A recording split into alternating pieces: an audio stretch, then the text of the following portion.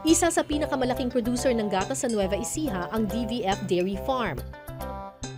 Bukod sa mga gatas na binibili nila sa mga magsasaka, meron din silang sariling farm ng mga kalabaw sa bayan ng Talavera. At ang isa sa mga may-ari ng farm na si Thea, naisipang gumawa ng cookbook ng mga putaheng mas pinasarap ng gatas ng kalabaw. So, gusto kong pakita sa inyo ngayon yung beef with mushroom sauce. Pero this time, gagawin ko siya with cara beef. Carabao meat. Yeah, oh. Meron tayo dito ngayon na slices ng cara beef. Isi-season lang natin ng salt and pepper. Tapos, lightly fry lang natin with butter. Actually, less cholesterol nga daw ang meat ng carabao. At pati yung gatas ng kalabaw, less cholesterol din. Yes. Pag golden brown na ang cara beef strips, isi-set aside muna ito at gagawa muna ng mushroom sauce. I-add natin yung garlic. Isusute lang natin to with a lot of onions. Pwede mo nang i-add yung brown na meat. Oo, ng meat. Lalagyan nito ng tubig at palalambutin sa loob ng 2 oras.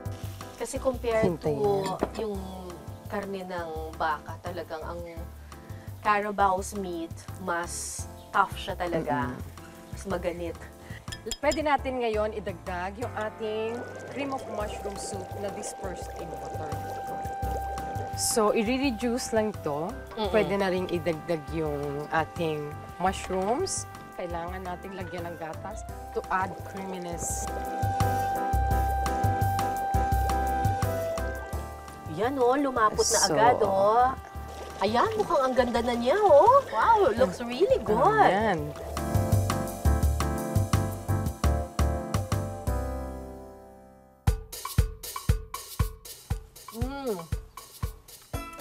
Very, very creamy, ha?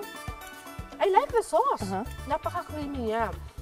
Yung creaminess talagang achieve na achieve. Wow. Sa gatas ng kalabaw. Oo. Achieve na achieve yung creaminess.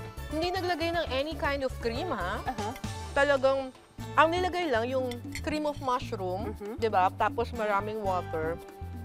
Tapos meron na siyang Tapos gatas ng kalabaw. Ang sarap ng sauce. Oo, ang sarap ng sauce. Ang gatas ng kalabaw mainam din daw na tenderizer o pampalambot ng karne ng manok. Yan din ang sikreto ni Thea sa masarap nilang roast chicken. First, we have to season with salt and pepper, and then calamansi and soy sauce.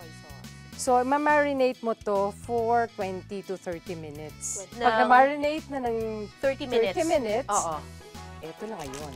Yan na Kailangan mo ngayon. Mag-injection. Mag-inject ng gatas dun sa mga meaty parts nung chicken.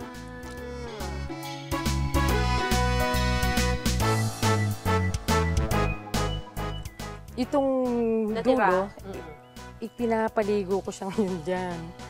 Tapos, nag-i-insert ako ngayon ng butter sa in-between ng skin. Tapos, tatakpan na natin to ng foil at i-oven Nang gano'ng katagal po? ng 2 hours.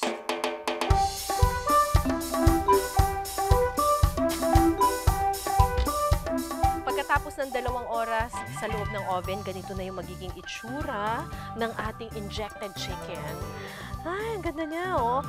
Sa paggawa ng gravy, magpapakulo ng tubig sa saucepan. At sa kalalagyan ng sibuyas, celery, beef broth cube, tomato paste, Worcestershire sauce, at harina na tinunaw sa tubig. Pag kumulo na to, lagay natin to lahat ng drippings na nakuha from the chicken. Lahat po ito. Yes. Eh di may gatas din itong konti. At saka talagang full of flavor yan. May gatas. Oo, may yung katas ng ano to eh, ng chicken. manok. Oo. Pag lumapot na ang gravy, ready to serve na ang roast chicken na mas pinasarap ng gatas ng kalabaw. At least mas na-retain niya yung moisture, no?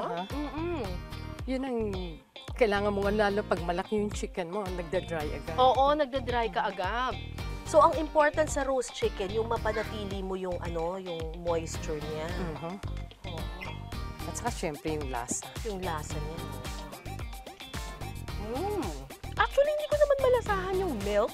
Pero Pero siguro yung effect ng milk, yung mas naging mas moist siya. siya. Oo, yung napanatili niya yung moisture niya.